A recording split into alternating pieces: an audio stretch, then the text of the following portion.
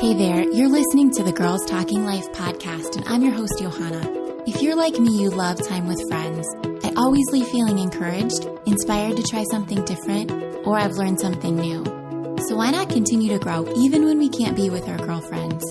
We're not made to do life on our own. So in each episode of this show, I'll bring you a girl and her story to give you refreshing ideas to stir your soul. Let's walk this road together. Are you ready to talk life? Hi friend, you are listening to week 7 of the Summer of Friendship series. Last week we talked about deepening our friendships. If you missed it, be sure to go back and check it out. Today we are hearing from our lovely guest host again, Sarah E. Westfall. Sarah is a writer, speaker, podcast host, and director of community for Hope Writers. Her work explores the intersection of faith, community, and connection. Today she is diving further into deepening our friendships and is talking about showing up when life gets hard, because we all know it does get hard. You may be experiencing something difficult right now, and if you're not, I bet you know someone who is. I hope Sarah's words will soothe you in your pain or challenge you to step toward the pain of others. Here's Sarah. I remember the day the casseroles began to arrive. We had not been home from the hospital even 30 minutes when a knock came at the front door and in walked Anne. January had arrived with a bitterness that threatened to seep into our bones. So Anne did her best to clear the snow off her shoes and navigate down the narrow hallway to the kitchen in her oversized coat. The most delicious smell followed her. Unprompted, she set a heavy crock-pot down on the counter with a thud, and the savory scent of meat and potatoes overtook the room. This slow, cooked pot roast would be our first meal back home. Our first non-hospital meal since the death of our son. I had not anticipated its significance, or really given a thought as to what we'd eat. My mind was an echo chamber, occupied by grief and not much else. But that night after Anne left, I scooped out tender portions of beef layered beneath carrots, onions, and potatoes, and my soul felt a little less hollow. It was as if the food had wrapped a blanket around my shoulders, and for a few moments I could stop shivering as a newfound warmth spread right down to my toes. The food didn't heal me, but it helped. And after Anne, the casseroles kept coming. Nina brought cheesy chicken and rice, plus a few extras to stuff into the freezer. Lindsay came with Mexican-style spaghetti, an unlikely combination I grew to love. Rachel brought lasagna, and Diane sent over chicken nuggets, knowing that our oldest son, then a toddler, may not eat a single bite of what was provided. Friend after friend crossed the threshold of our pain, holding their dishes. And while neither of us knew the right thing to say, no one does in such situations, their compassion overwhelmed me. The food became more than just a meal. It was the bread of presence. The manifest love of God showing up in containers covered in aluminum foil. And every bite tasted like love. Many things grew out of those casseroles, least of which were the friendships that deepened through the bond of lament. There's something sacred in the soil of sorrow. We all carry hurts, but what we often fail to realize is what my friend and author KJ Ramsey writes. Those very wounds can be a welcoming, a way for us to step a little closer to each other. Those casseroles became a symbol of what it means to love each other well when life gets hard.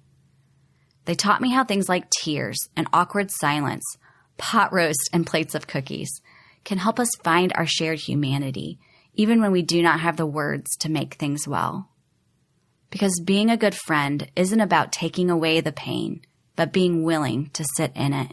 It's not a 4-step process, but a matter of proximity. The act of showing up seems simple, but pain is never an easy thing to enter, especially when it is not our own. To sit down beside each other in the dirt means, well, it means you're going to get dirty. I think of the ways that Jesus stepped toward the pain of others, how he laid hands on blind men or listened to the questions of the religious leader too afraid to voice his doubts in the daylight. I imagine how he wept beside the tomb of Lazarus, how even though he knew resurrection was coming, his first response was to join in the pain. In the book of John, we see that upon witnessing the tears of his friend Mary and the other mourners who were with her, Jesus was deeply moved. I used to think that in this moment, Jesus was filled with compassion or that he was simply sad, but it was more than that. Other translations say that Jesus was groaning in himself, using words that translated anger, a burning from the inside. But this realization doesn't surprise me. I've experienced my fair share of grief, and let me tell you, anger is around every corner. It's as if your body knows the world was not designed for death, and fury flows through you, searching for a way to make things right. And Jesus let it come. He let the sorrow course through his veins, demonstrating that love does not rush past the pain but sits down in it, even when hope is ahead. And here's the thing. We can all sit. There is no magic formula or perfect words required for being present. We can all show up. And when we do, when we enter each other's brokenness, friendship is forged in a new way. Safety grows when at our worst, our lowest moments, we are not alone.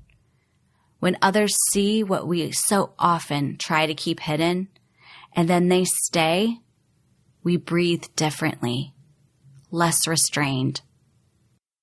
Sitting together in sorrow is sacred, and presence becomes an invitation. Because it is in the pain where our humanity overlaps and God himself becomes evident among us. And we don't have to overcomplicate it. Sometimes it's as simple as bringing a pot roast or a cup of coffee or sitting on a couch in silence to help absorb the hurt. No matter what form it takes, love shows up. It chooses to take on the pain of another, not because it's easy or because it feels good, but because against all odds, love enters in.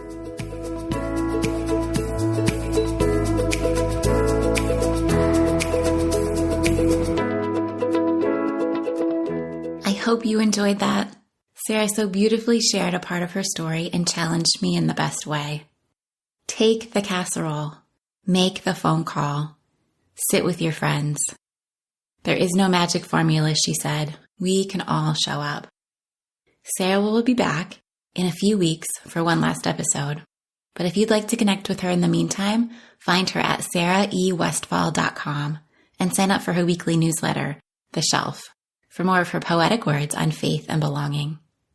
I'll be back next week chatting about making new friends. See you then.